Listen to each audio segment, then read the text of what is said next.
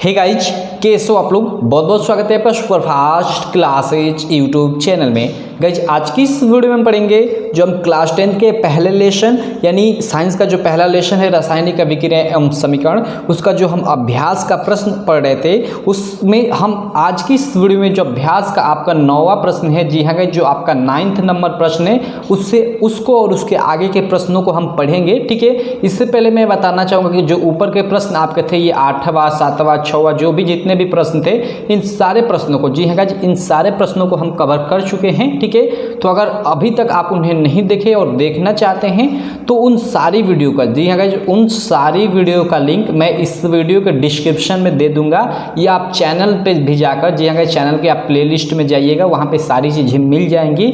या आप सबसे अच्छा, ठीक है, हमारी ऐप है नीलेश क्लासेज। ठीक है, नीलेश क्लासेज हमारा सेकेंड चैनल है, ठीक है, जिस पे 12th की वीडियो बनती है। ठीक है, इसी नाम से ऐप है, आप प्ले स्टोर से डाउनलोड कर सकते हैं। प्ले स्टोर जहाँ से कोई भी एप्लीकेशन डाउनलोड करते हैं, आप सर्च करिएगा, वहाँ से आप ये हमारी एप्लीकेशन डाउनलोड कर सकते हैं। और वहाँ पे आपको क्या होगा कि एक के बाद एक, मतलब एक तरफा, ठीक है, लाइक एक के बाद एक आपको अच्छे से वीडियो मिल जाएगी, इधर उधर ढूंढने में कोई दिक्कत नहीं होगी। ठीक है, और जो ये सॉल्यूशन है गाइज, ये तो हम लोग का, ये जो आप देख रहे हो स्क्रीन पे, ये तो हम लोग का ये मेन PDF है। ठीक है, ऐसा PDF आप अगर चाहते हो तो आपको इसके लिए हमारा कोर्स बाई करना पड़ेगा, जिसकी प्राइस, जी हाँ गाइज, जिसकी प्राइस मात्र 99 रुपये है। जी हाँ गाइज, मैं आपको बताना चाहूँगा, मात्र 99 रुपये में आप बाई कर सकते हैं, जिसमें आपको हिंदी, इंग्लिश, साइंस में आपका तीनों आ जाएगा, केमिस्ट्री, फिजिक्स और बायोलॉजी तीनों आ जाएगा। उसके अलावा, ठीक है, सोशल साइंस और प्लस संस्कृत का भी कुछ नोट्स आपको प्रोवाइड किया जाएगा मात्र 99 रुपये में। ठीक है,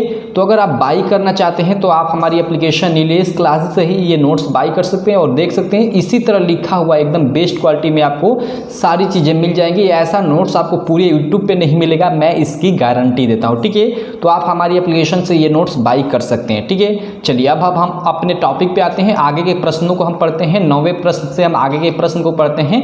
देखिए, 9वां प्रश्न आप स्क्रीन पे देख सकते हो क्या है। ठीक है, आप देख सकते हैं स्क्रीन पे, हम लोग का प्रश्न है 9वां। आप अपनी NCERT की बुक निकाल लीजिएगा, उसमें यह प्रश्न दिया होगा। ठीक है, देखिए प्रश्न है कि ऊष्माक्षेपी एवं ऊष्माशोषी अभिक्रिया का क्या अर्थ है। ठीक है, ये क्वेश्चन मार्क है, इसका अर्थ पूछ रहा है, उदाहरण दीजिए, हमें उदाहरण भी देना है।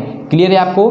तो देखिए, इसका आंसर आप लोग क्या लिखोगे, उत्तर लिखोगे, और फर्स्ट में आप लोग इस तरह मतलब हेडिंग दोगे, ऊष्माक्षेपी अभिक्रिया, क्योंकि सबसे पहले हमें ऊष्माक्षेपी अभिक्रिया के बारे में लिखना है। तो चलिए हम ऊष्माक्षेपी अभिक्रिया के बारे में सबसे पहले लिखते हैं कि ऊष्माक्षेपी अभिक्रिया क्या होती है। थोड़ा इसको मैं सबसे पहले इरेज कर लेता हूँ। देखिए, ऊष्माक्षेपी अभिक्रिया में आप लोग लिखोगे कि ऐसी अभिक्रिया, ठीक है, जिसमें ऊर्जा का उत्सर्जन होता है, ऊष्माक्षेपी अभिक्रिया कहलाती है। क्लियर है? देखिए, ऊष्माक्षेपी अभिक्रिया में क्या होता है कि ऊर्जा का उत्सर्जन होता है। ठीक है, और ऊष्माशोषी, यहाँ देखिए, शोषी मतलब अवशोषण, ठीक है, यानी जिसमें ऊष्मा का अवशोषण या ऊर्जा का अवशोषण होता है, एनर्जी का अवशोषण होता है, वो आपकी ऊष्माशोषी अभिक्रिया होती है। क्लियर है आपको ये चीज़? आई होप आप लोग को एकदम अच्छे से क्लियर हो गई होगी। ठीक है, चलिए एक बार मैं और इन सारी चीज़ों को अच्छे से पढ़ा देता हूँ। ठीक है, देखिए, ऊष्माक्षेपी अभिक्रिया की तो ऐसी अभिक्रियाएं जिनमें ऊर्जा का उत्सर्जन होता है, ऊष्माक्षेपी अभिक्रिया कहलाती हैं। और उदाहरण के तौर पे आप लोग देख ही सकते हो, इसका उदाहरण आप लोग लिख दोगे, यहाँ आप उदाहरण देख सकते हो। ठीक है, उदाहरण के तौर पर क्या लिखोगे, जैसे CH4 यानी मेथेन आपकी जब अभिक्रिया करती है O2 यानी ऑक्सीजन से, देखिए ये आगे 2 ये संतुलित करने के लिए लगाया गया है। ठीक है, जब यह ऑक्सीजन से अभिक्रिया करती है तो देखिए क्या होता है, जब यह ऑक्सीजन से अभिक्रिया करती है, ठीक है, तो आपका देखिए यहाँ पे कार्बन डाइऑक्साइड CO2 यानी कार्बन डाइऑक्साइड, H2O यानी जल, ठीक है, और उसके अलावा 890 किलो जूल, ठीक है, 90 किलो जूल क्या होती है, एनर्जी यानी ऊर्जा उत्पन्न होती है। ठीक है, तो ऊष्माशोषी अभिक्रिया का हमने अभी देखा। ठीक है, ऊष्माशोषी बोल दिया, ऊष्माक्षेपी अभिक्रिया का डेफिनेशन कि ऐसी अभिक्रिया जिसमें ऊर्जा का उत्सर्जन, देखिए ऊर्जा का उत्सर्जन, ऊर्जा निकलता है रासायनिक अभिक्रिया के फलस्वरूप, यहाँ ऊर्जा निकल रहा है। ठीक है, मतलब निकलता है या उसका उत्सर्जन होता है, तो उसी को हम ऊष्माक्षेपी अभिक्रिया कहते हैं। तो ये आपको अच्छे से याद हो गया होगा। ठीक है, और ये आप उदाहरण लिख दीजिएगा। उसके बाद चलिए हम ऊष्माशोषी अभिक्रिया के बारे में थोड़ा देख रहे थे कि ऊष्माशोषी अभिक्रिया क्या होती है। तो यहाँ पे आप लोग देख सकते हैं ऊष्माशोषी अभिक्रिया, इसका उदाहरण आप लोग देखिए कि ऊष्माशोषी अभिक्रिया क्या होती है। ऐसी अभिक्रिया जिसमें ऊर्जा का या ऊष्मा का, ठीक है, अवशोषण होता है, ऊष्माशोषी अभिक्रिया कहलाती है। क्लियर है, ये सामान्य डिफिनीशन है। और उदाहरण देखिए यहाँ पे, उदाहरण आप लोग देख सकते हो, दो उदाहरण शायद यहाँ पे मैं डाल दिया हूँ। देखिए जो फर्स्ट उदाहरण है, देखिए आपका N2 यानी वही नाइट्रोजन है, ठीक है, ये आपका ऑक्सीजन है। जब ये अभिक्रिया करता है, ठीक है, तो NO बनाता है, ठीक है, नाइट्रोजन ऑक्साइड बनाता है। लेकिन ये अभिक्रिया कराने के लिए इसको देखिए 118.5 किलो जूल ऊर्जा की आवश्यकता होती है, इतनी एनर्जी की आवश्यकता होती है। इतनी एनर्जी हम लोग देंगे, ठीक है, तभी यह दोनों अभिक्रिया कर ये चीज़ बनाएंगे अथवा नहीं बनाएंगे। क्लियर है, तो इसमें क्या हो रहा है कि ऊर्जा की ज़रूरत पड़ रही है, ऊष्मा की ज़रूरत पड़ रही है, एनर्जी की ज़रूरत पड़ रही है। क्लियर है आपको, यानी ऊष्मा का यहाँ क्या हो रहा है, अवशोषण हो रहा है, इसीलिए इसको हम क्या बोलते हैं, ऊष्माशोषी अभिक्रिया बोलते हैं। तो आई होप आप लोग को ऊष्माशोषी अभिक्रिया भी एकदम अच्छे से क्लियर हो गया होगा, इसका ये उदाहरण भी क्लियर हो गया होगा। इसका एक और उदाहरण है, आप लोग देख सकते हो यहाँ नीचे, ठीक है, जब हाइड्रोजन और आयोडीन अभिक्रिया करते हैं, ठीक है, जब अभिक्रिया ये कब करेंगे, जब इनको 53.9 किलो जूल ऊर्जा देंगे, ठीक है, तब, ठीक है, इस पे ये क्या करेंगे कि एक साथ मिलकर नाइट्रोजन ऑक्साइड वही बना लेंगे, ठीक है। और आगे ये देखिए जो ये 2O लगा है ना, तो ये संतुलित करने के लिए समीकरण को लगा है। तो आपको संतुलित वाला देखते रहिएगा, क्योंकि मैं पिछले लगभग 6वें 7वें 8वें सभी इन लेक्चर में मैं आपको संतुलित रासायनिक समीकरण करने को ही बताया हूँ। तो आई होप ये छोटे छोटे हैं, आप संतुलित कर लेंगे, ठीक है। तो ये चीज़ें आपको सारी चीज़ें क्लियर हो गई होंगी, जो आप लोग का 9वां प्रश्न है। चलिए अब हम अपने 10वें प्रश्न पे चलते हैं। 10वां प्रश्न क्या है, आप लोग स्क्रीन पे देख सकते हैं। पर प्रश्न संख्या 10 देखिए, श्वसन को ऊष्माक्षेपी, ओके, ऊष्माक्षेपी अभिक्रिया क्यों कहते हैं, वर्णन कीजिए। देखिए अभी हमने देखा ऊष्माक्षेपी अभिक्रिया क्या होती है, अभी हमने देखा ऊष्माक्षेपी अभिक्रिया क्या होती है। तो देखिए हमने देखा कि ऊष्माक्षेपी अभिक्रिया वह अभिक्रिया होती है जिसमें ऊर्जा का क्या होता है, जो एनर्जी होती है, ठीक है, जो एनर्जी होती है उसका क्या होता है, मतलब एनर्जी उत्पन्न होती है, अभिक्रिया के फलस्वरूप एनर्जी उत्पन्न होती है, ना कि हमें एनर्जी देनी पड़ती है, ठीक है।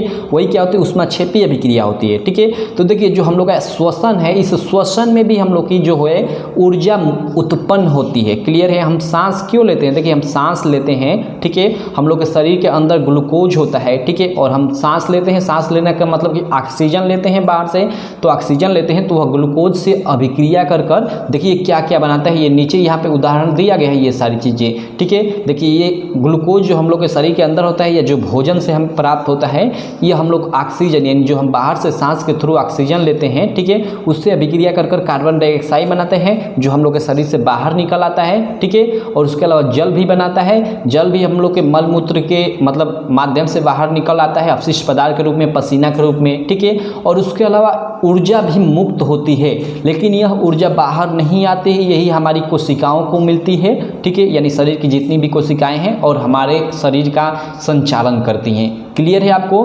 तो इसका आप डिफिनीशन कैसे लिखोगे, सारी इन चीज़ों का आप डिफिनीशन कैसे लिखोगे, चलिए इस पर भी हम देख लेते हैं, ऊपर चर्चा कर लेते हैं। इससे पहले मैं इसको थोड़ा इरेज कर लेता हूँ, ठीक है। चलिए ऊपर चलते हैं। देखिए इसका आप लिखोगे ऐसे, यहाँ पे देखिए हम लोग का प्रश्न है कि श्वसन को ऊष्माक्षेपी अभिक्रिया क्यों कहते हैं, वर्णन कीजिए, ठीक है। काफ़ी अच्छा क्वेश्चन है, 3 नंबर में आ सकते हैं आप लोग के बोर्ड एग्जाम में। तो इसका देखिए आप लोग उत्तर कैसे लिखेंगे, यहाँ उत्तर डाल देंगे, उसके बाद लिखेंगे कि पाचन क्रिया के समय भोजन से प्राप्त ग्लूकोज, ओके, जब पाचन क्रिया होती है यानी जब हम भोजन करते हैं तो उस समय उससे ग्लूकोज बनता है, ठीक है। ग्लूकोज, पाचन क्रिया के समय भोजन से प्राप्त ग्लूकोज हमारे शरीर में उपस्थित ऑक्सीजन के, ठीक है, हमारे शरीर में उपस्थित जो ऑक्सीजन होता है या जो हम ऑक्सीजन बाहर से लेते हैं उससे, ठीक है, क्या करता है कि ऑक्सीजन के, ठीक है, साथ मिलकर, ठीक है, ऑक्सीजन के साथ मिलकर ऊर्जा मुक्त करने का मतलब उत्सर्जित, ठीक है, ऊर्जा मुक्त या उत्सर्जित करता है, ठीक है। इस प्रकार शरीर की कोशिकाओं को ऊर्जा मिलती है, अतः श्वसन एक ऊष्माक्षेपी अभिक्रिया है। ऊष्माक्षेपी अभिक्रिया क्यों है, क्योंकि हमें रासायनिक अभिक्रिया के फलस्वरूप ऊष्मा मतलब प्राप्त हो रही है, न कि हमें मतलब इस क्रिया के फलस्वरूप ऊष्मा देनी पड़ रही है, ठीक है। तो आई होप आप लोग को ऊष्माक्षेपी अभिक्रिया भी एकदम अच्छे से क्लियर हो गया होगा, और श्वसन ऊष्माक्षेपी अभिक्रिया क्यों है ये भी बात एकदम क्लियर हो गई होगी। काफ़ी अच्छा क्वेश्चन है यह, आप लोग के बोर्ड एग्जाम में आ सकता है, मुझे लगता है यह कई साल आप लोग के बोर्ड एग्जाम में आया हुआ भी प्रश्न है, ठीक है। तो श्वसन को ऊष्माक्षेपी अभिक्रिया क्यों कहते हैं, ये चीज़ आपको एकदम अच्छे से क्लियर हो जानी चाहिए। ठीक है, आप नोट्स बाई कर लीजिएगा, नोट्स में ये सारी चीज़ें आपको मिल जाएंगी। देखिए 99 रुपये क्या होता है, कुछ नहीं यार, 99 रुपये आप सोचो इधर उधर आप उड़ा दोगे। ठीक है, और मैं आपको ये साल भर आप पढ़ोगे, आप सोचो मतलब अगर आप ये नोट्स लेते हो, इस नोट्स की वजह से आपका अगर 5% मार्क भी बढ़ जाता है बोर्ड एग्जाम में, तो समझो 5% बहुत ज़्यादा मार्क होता है। अगर 5% भी मार्क बढ़ जाए इस 99 रुपये की वजह से, तो समझ जाओ कि आपका ये 99 रुपये सफल हो गया। ठीक है, तो आप ले सकते हो हमारी एप्लीकेशन से, आप सीधे नोट्स बाई कर सकते हो। अगर कोई दिक्कत है ठीक है नोट्स बाई करने में, तो इस वीडियो के डिस्क्रिप्शन में मेरा नंबर भी मिल जाएगा। ठीक है, आप मेरे नंबर पे कॉल कर लीजिएगा, सारी डिटेल आपको दे दी जाएंगी। ठीक है, चलिए ये उदाहरण रहा इसका। अब चलिए हम अगले प्रश्न पे चलते हैं। अगला प्रश्न हम लोग का 11 नंबर प्रश्न, आप लोग देख सकते हैं स्क्रीन पे। 11 नंबर प्रश्न है कि वियोजन अभिक्रिया को संयोजन अभिक्रिया के विपरीत क्यों कहा जाता है। ओके, काफ़ी अच्छा क्वेश्चन है। इन अभिक्रियाओं के लिए समीकरण लिखिए। देखिए ये ऐसे क्वेश्चन है जो आप लोग के बोर्ड एग्जाम में आ सकते हैं। ठीक है, तो चलिए अब इस क्वेश्चन को हम सॉल्व करते हैं। उससे पहले हम इन सारी चीज़ों को इरेज कर लेते हैं, ये जो सारी चीज़ें मैं अभी खींचा। ठीक है, ताकि आपको समझाने में अच्छा रहे। ठीक है, चलिए देखिए एक बार मैं और क्वेश्चन पढ़ता हूँ। क्वेश्चन है हम लोग का 11 नंबर कि वियोजन अभिक्रिया को संयोजन अभिक्रिया के विपरीत क्यों कहा जाता है, क्वेश्चन मार्क है यहाँ पे। ठीक है, इन अभिक्रियाओं के लिए समीकरण लिखिए। इन अभिक्रियाओं के लिए हमें समीकरण भी लिखना है। ठीक है, तो चलिए यहाँ उत्तर आप दाग देंगे और यहाँ पे आप लिखेंगे कि वियोजन अभिक्रिया वह अभिक्रिया है, ठीक है, जिसमें कोई यौगिक, ठीक है, कोई यौगिक या पदार्थ दो या दो से अधिक नए यौगिकों में विघटित हो जाता है। विघटित होने का मतलब कि अलग अलग, टूटकर अलग हो जाना है। वियोजन मतलब अलग होना है। तो ये आप लोग इसका मतलब जो वियोजन अभिक्रिया है उसका आप ये मतलब ये डिफिनीशन लिख सकते हो, आप लोग परिभाषा लिख सकते हो। ठीक है, चलिए एक बार मैं इसको थोड़ा सारी चीज़ों को इरेज कर लेता हूँ, उसके बाद आपको एक बार और डिफिनीशन पढ़ देता हूँ। देखिए उत्तर में आप लिखोगे कि वियोजन अभिक्रिया वह अभिक्रिया है जिसमें कोई यौगिक दो या दो से अधिक नए यौगिकों में विघटित हो जाता है। ठीक है, उसके बाद देखिए नीचे आप लोग एक इसका उदाहरण आप लोग दे सकते हो, आप लोग इसका उदाहरण लिख सकते हो। यहाँ देखिए उदाहरण है जैसे आपका CaCO3 यानी कैल्शियम कार्बोनेट है। जब इसको हम गर्म करते हैं, ठीक है, जब इसको हम गर्म करते हैं तो ये कैल्शियम ऑक्साइड, ठीक है, और CO2 यानी कार्बन डाइऑक्साइड में टूट जाता है। ठीक है, ये इसमें उदाहरण दे सकते हैं। और वहीं अगर संयोजन अभिक्रिया की बात करें तो इसके बाद आप लिखेंगे कि संयोजन अभिक्रिया वह अभिक्रिया है जिसमें दो पदार्थ आपस में संयोग, ठीक है, संयोग यानी मिलकर, ठीक है, संयोग करके एक नए पदार्थ का निर्माण करते हैं। ठीक है, संयोजन अभिक्रिया क्या है, संयोजन अभिक्रिया वह अभिक्रिया है जिसमें दो पदार्थ आपस में मिलकर किसी नए पदार्थ का निर्माण करते हैं। और वही हम लोगों ने अभी वियोजन अभिक्रिया में क्या देखा कि वियोजन अभिक्रिया वह अभिक्रिया है जिसमें कोई यौगिक दो या दो से अधिक नए यौगिकों में विघटित हो जाते हैं। यानी कोई यौगिक है तो वह दो या दो से अधिक पदार्थों में विघटित हो जाएगा, जैसे यहाँ पे इसका ये उदाहरण रहा। और अगर हम संयोजन अभिक्रिया का उदाहरण देखें, ठीक है, तो संयोजन अभिक्रिया का आप उदाहरण ये देख सकते हो। ठीक है, यहाँ पे उदाहरण है कि कैल्शियम ऑक्साइड और कार्बन डाइऑक्साइड ये मिलकर आपके क्या बन जाते हैं, कैल्शियम कार्बोनेट बन जाते हैं। ये संयोजन अभिक्रिया का उदाहरण है। ठीक है, तो आई होप आप लोग को ये आपका जो वियोजन अभिक्रिया है, संयोजन अभिक्रिया एकदम अच्छे से क्लियर हो गई होगी। उसके नीचे आप लिखोगे, ठीक है, इस तरह लिख दोगे कि उपयुक्त उदाहरणों में दोनों अभिक्रियाएं समान हैं। ठीक है, किंतु, ठीक है, ये देखिए ये अभिक्रिया और ऊपर वाली अभिक्रिया लगभग समान है। ठीक है, उपयुक्त उदाहरण में दोनों अभिक्रियाएं समान है किंतु विपरीत स्थितियां दिखा रही है। ये क्या दोनों अभिक्रियाएं दिखा रही हैं, विपरीत स्थिति दिखा रही हैं। ठीक है, अतः वियोजन अभिक्रिया को संयोजन अभिक्रिया के विपरीत कहा जाता है। जो हम लोग का पूरा ये जो क्वेश्चन पूछा था उसका एकदम परफेक्टली 100% एकदम इसका परफेक्ट आंसर ये हो जाएगा। ठीक है, तो इस तरह आप इसको लिख सकते हो, आपको फुल मार्क मिलेगा, कोई नहीं रोक सकता इस चीज़ से। ठीक है, चलिए एक बार मैं और इस क्वेश्चन को पढ़ देता हूँ ताकि आपको अच्छे से क्लियर हो जाए। वियोजन अभिक्रिया को संयोजन अभिक्रिया के विपरीत क्यों कहा जाता है, इन अभिक्रियाओं के लिए समीकरण लिखिए। ठीक है, तो देखिए आप लिखोगे उत्तर में कि वियोजन अभिक्रिया वह अभिक्रिया है जिसमें कोई यौगिक दो या दो से अधिक नए यौगिकों में विघटित हो जाता है। ठीक है, उसके बाद ये आपका जो ये उदाहरण है कैल्शियम कार्बोनेट का, इसको दे दोगे, इस तरह लिख दोगे कुछ इस तरह, और उसके बाद फिर नीचे लिखोगे इस तरह कामा देकर संयोजन अभिक्रिया वह अभिक्रिया है जिसमें दो पदार्थ आपस में संयोग करके या मिल करके एक नए पदार्थ का निर्माण करते हैं। और इसमें आप ये उदाहरण दे सकते हो कि कैल्शियम और कैल्शियम ऑक्साइड और कार्बन डाइऑक्साइड जब अभिक्रिया करते हैं तो कैल्शियम कार्बोनेट CO3 बनाते हैं। और नीचे आप इस तरह फिर लिख दोगे थोड़ा कि उपयुक्त उदाहरणों में दोनों अभिक्रियाएं समान हैं किंतु विपरीत स्थितियां दिखा रही हैं, अतः वियोजन अभिक्रिया को संयोजन अभिक्रिया के विपरीत कहा जाता है। ठीक है, एकदम परफेक्ट आंसर हो जाएगा 100%, इसमें एक भी गलती की गुंजाइश नहीं होगी। ठीक है, चलिए आई होप आप लोग को यह जो 11 नंबर प्रश्न है एकदम अच्छे से क्लियर हो गया होगा।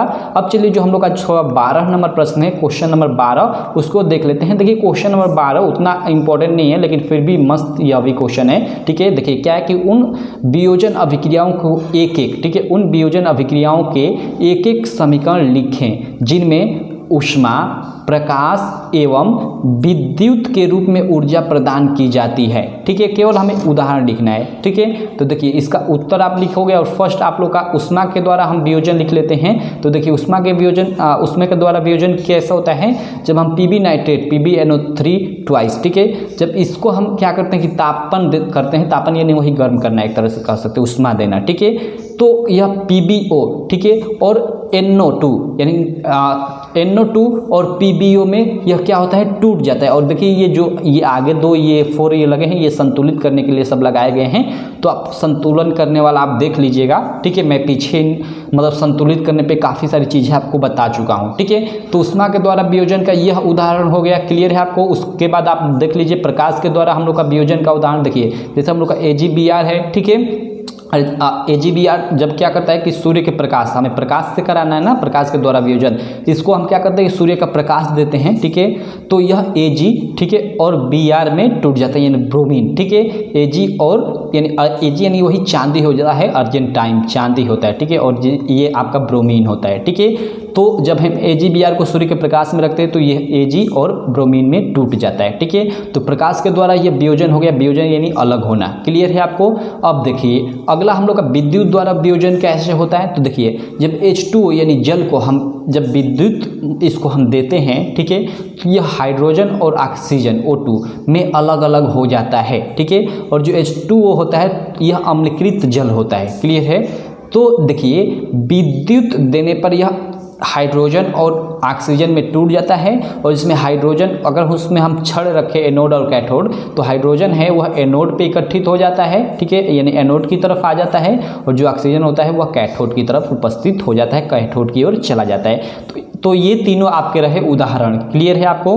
अब चलिए इसका जो अगला प्रश्न है उसको देख लेते हैं। 13 नंबर प्रश्न है। 13 नंबर प्रश्न क्या है, आप लोग स्क्रीन पे देख सकते हैं कि विस्थापन एवं द्विविस्थापन अभिक्रियाओं में क्या अंतर है, इन अभिक्रियाओं के समीकरण लिखिए। ओके गाइज, विस्थापन और द्विविस्थापन काफ़ी इंपॉर्टेंट क्वेश्चन है, आप लोग के बोर्ड एग्जाम में आ सकता है। तो सबसे पहले उत्तर लिखेंगे और इसमें आप विस्थापन अभिक्रिया का विस्थापन अभिक्रिया हेडिंग डाल देंगे और लिखेंगे इसमें कि जब अधिक क्रियाशील तत्व कम क्रियाशील तत्व को उसके यौगिक से विस्थापित कर देता है, तो यहाँ काम आप दे दीजिए, तो वह विस्थापन अभिक्रिया होती है। उदाहरण के तौर पे आप देख लीजिए, जैसे में जिंक और कॉपर क्लोराइड CuCl2 जब अभिक्रिया करते हैं आपस में तो जिंक क्लोराइड, ठीक है, और कॉपर बनता है। यहाँ देखिए जो जिंक है, ठीक है, इस कॉपर क्लोराइड में से, ठीक है, कॉपर को विस्थापित कर दिया, कॉपर को हटा दिया। ठीक है, इसीलिए इसको हम क्या बोलेंगे, विस्थापन अभिक्रिया बोलेंगे। ठीक है, जिंक जो है कॉपर की अपेक्षा अधिक क्रियाशील है। यहाँ पे लिखा है ना कि जब अधिक, ठीक है, यहाँ पे मैं थोड़ा नीचे कर लेता हूँ। ठीक है, जब अधिक क्रियाशील तत्व कम क्रियाशील तत्व को उसके यौगिक से विस्थापित कर देता है तो वह विस्थापन अभिक्रिया कहलाती है। ठीक है, और उदाहरण के तौर पे आप ये उदाहरण देखिए, जब जिंक कॉपर क्लोराइड से अभिक्रिया करता है तो जिंक क्लोराइड बनता है, यानी कॉपर को ये हटा देता है जिंक। ठीक है, कॉपर को देखिए यहाँ हटा दिया है और स्वयं, ठीक है, स्वयं इसके जगह यहाँ अपना स्थान ले लिया है। तो ये उदाहरण हो गया विस्थापन अभिक्रिया का। अब देखिए यहाँ मतलब यहाँ थोड़ा डिफाइंड भी किया गया है अच्छे से कि यहाँ जिंक कॉपर से अधिक क्रियाशील है, जो कॉपर क्लोराइड से कॉपर को विस्थापित कर देता है। देखिए ये सारा का सारा नोट्स है, मैं नोट्स में से ही आपको पढ़ा रहा हूँ, ऐसे ही पूरा नोट्स लिखा गया है। तो आप नोट्स जरूर बाई कीजिएगा हमारी एप्लीकेशन से, नीलेश क्लासेस से। मात्र 99 रुपये में आपको सारा का सारा, ये ऐसा नहीं कि केवल साइंस का, ठीक है, सारे सब्जेक्ट का मात्र 99 रुपये में नोट्स मिल जाएगा वहाँ से। अभी तो वहाँ प्राइस हो सकता है 199 रुपये हो, ठीक है। लेकिन अगर आप लेना चाहते तो आप कॉल कीजिएगा मुझे, इस वीडियो के डिस्क्रिप्शन में मेरा नंबर मिल जाएगा। मात्र 99 रुपये में ही आपको पूरा का पूरा नोट्स मिल जाएगा, कोई दिक्कत नहीं। इसका प्राइस मैं घटाकर अभी नवंबर से सुपर सेल में नवंबर में लॉन्च करने वाला हूँ और उसी में 199 से घटाकर केवल 99 रुपये करने वाला हूँ, कि शायद कर भी दिया हूँगा, मुझे मतलब याद नहीं है। चलिए अब नीचे हम चलते हैं। इसके बाद द्विविस्थापन अभिक्रिया देख लेते हैं कि द्विविस्थापन अभिक्रिया क्या होती है। देखिए द्विविस्थापन अभिक्रिया यहाँ पे हेडिंग है, इसमें आप लिखोगे कि द्विविस्थापन अभिक्रिया वह अभिक्रिया है जिसमें अभिकारकों के आयनों, ठीक है, अभिकारकों के बीच आयनों का आदान प्रदान होता है। क्लियर है। देखिए जैसे कि यह उदाहरण ले ले तो देखिए यहाँ AB प्लस CD ये दोनों अभिक्रिया करते हैं। तो देखिए यहाँ आप देखिए जो यहाँ आप देखिए यहाँ आप थोड़ा ध्यान दीजिए, ठीक है। इस C के जगह, ठीक है, इस C के जगह A आ जाता है यहाँ पे देखिए, ठीक है। सॉरी D के जगह आ रहा है, इस D के जगह आ रहा है, नहीं थोड़ा एक मिनट, थोड़ा मैं इसको इरेज कर लेता हूँ, उसके बाद देखते हैं, ठीक है। काफ़ी कन्फ्यूजन है यहाँ। ओके एक मिनट, इसको हम इरेज कर लेते हैं। ओके यहाँ पे आप थोड़ा ध्यान दीजिएगा, काफ़ी मस्त क्वेश्चन है, काफ़ी अच्छा होता है। देखिए यहाँ पे जब AB और CD अभिक्रिया करते हैं, ठीक है, तो क्या बनता है AC और VD बनता है। इसका मतलब क्या है, ठीक है, आप ज़रा ध्यान दीजिए। यहाँ हम लोग का AB है, ठीक है, और ये हम लोग का CD है। जब यह अभिक्रिया करते हैं तो AC बनाते हैं, यानी देखिए इसमें से ये D गायब हो गया और इसके जगह A आ गया, ठीक है, तभी ये क्या बन गया, AC बन गया, ठीक है। और जब यह CD था तो इसमें से देखिए जो CD था इसमें से C गायब हो गया और C के जगह आपका क्या गया, B आ गया। यहाँ देखिए इस तरह ये अभिक्रिया हो रही है, ठीक है, यानी BD हो गया, मतलब एक दूसरे से आदान प्रदान हो जाता है, ठीक है। एक इसमें से चला जाता है, एक इसमें से आ जाता है, ठीक है। ये द्विविस्थापन अभिक्रिया होती है। और विस्थापन अभिक्रिया में क्या होता है कि एक में से ये सीधे बाहर हो जाता है, मुक्त हो जाता है। ऐसा नहीं कि इसमें का इसमें जाता है, इसमें का इसमें आता है, ऐसा नहीं, ठीक है। द्विविस्थापन अभिक्रिया में इसमें का इसमें और इसमें का एक इसमें, ठीक है। आई होप आप लोग मेरी बातों को समझ रहे होंगे। चलिए इसको मैं डिलीट कर लेता हूँ सारी चीज़ें और एक बार और मैं समझा देता हूँ, ठीक है। यहाँ मैं इसको डिलीट किया, देखिए एक बार मैं और इसको पढ़ देता हूँ। देखिए द्विविस्थापन अभिक्रिया वह अभिक्रिया जिसमें अभिकारकों के बीच आयनों का आदान प्रदान होता है, मतलब एक में से एक में जाता है और एक में से एक में आता है, ठीक है। और विस्थापन अभिक्रिया में ऐसा नहीं था। विस्थापन अभिक्रिया में ऐसा था कि इसमें से मान लीजिए यह जो C है, ठीक है, यह जो C है, इस C को अगर अभिक्रिया करेगा, ठीक है, इसमें अगर इधर वाला ज़्यादा अभिक्रियाशील रहेगा तो इस C को पूरा इधर बाहर फेंक देगा, ठीक है। लेकिन इसमें क्या होता है द्विविस्थापन अभिक्रिया में कि इसमें से कोई एक इसमें आ जाएगा और इसमें से कोई एक इसमें आ जाएगा और इस तरह ये दोनों अभिक्रिया कर लेंगे। क्लियर है आपको चीज़? आई होप एकदम अच्छे से क्लियर हो गई होंगी। जैसे यहाँ आप द्विविस्थापन अभिक्रिया का उदाहरण देख सकते हैं। जैसे NaOH यानी सोडियम हाइड्रोक्साइड जब HCl हाइड्रोक्लोरिक अम्ल से अभिक्रिया करता है तो देखिए NaCl और H2O बनता है। यहाँ पे आप ज़रा ध्यान दीजिए, ठीक है। देखिए हम लोग का NaOH है और यहाँ NaCl बन रहा है, ठीक है। यानी यहाँ देखिए H के जगह ये जो हम लोग का H है इसके जगह हम लोग का क्या आ गया, Na आ गया, इसलिए तो यहाँ NaCl बन गया, ठीक है। यहाँ हाइड्रोजन हट गया, ठीक है। अब देखिए ये वाला जो हाइड्रोजन है, ठीक है, यहाँ पे आ जाएगा, यहाँ पे आ जाएगा। तो चूंकि ये तो हम लोग का हट चुका है तो यहाँ आपका ये हाइड्रोजन इसमें आएगा तो आपका हाइड्रोजन एक तो यहाँ पहले से है तो 2 हाइड्रोजन हो जाएंगे। तो यहाँ देखिए 2 हाइड्रोजन हो गया है और O तो पहले से है तो वही यहाँ पे O है। क्लियर हो गया आपको, एकदम अच्छे से समझ में आ गया। आई होप आपको आ गया होगा। अगर थोड़ा कन्फ्यूजन है तो आप एक बार वीडियो को पीछे भी कर देख लीजिएगा, ठीक है। आप पीछे कर देख सकते हैं वीडियो को, ये यूट्यूब मतलब इसका सिस्टम देता है, ठीक है। दोबारा तिबारा कई बार वीडियो को देख सकते हैं, ठीक है। आपको अच्छे से समझ में आ जाएगा। देखिएगा उसके बाद ये 14 नंबर क्वेश्चन है, 15 नंबर क्वेश्चन है। तो ये आगे के जो प्रश्न है, नीचे अभी काफ़ी सारे प्रश्न हैं, तो इन सारे प्रश्नों को हम अगली वीडियो में देखेंगे क्योंकि वीडियो काफ़ी लंबी जा रही है, ठीक है। यहीं तक हम रहने देते हैं। आगे के प्रश्नों को आप खुद से सॉल्व करने की कोशिश कीजिएगा, ठीक है। बस यहाँ तक हम रहने देते हैं। मिलते हैं आपसे अगली वीडियो में। तब तक अगर आप अभी तक हमारे इस चैनल को सब्सक्राइब नहीं किए हैं तो चैनल को सब्सक्राइब कर ले और बेल आइकन को भी दबा ले, जिससे मेरी सारी वीडियो की नोटिफिकेशन आपको मिलती रहे। तो बस थैंक यू।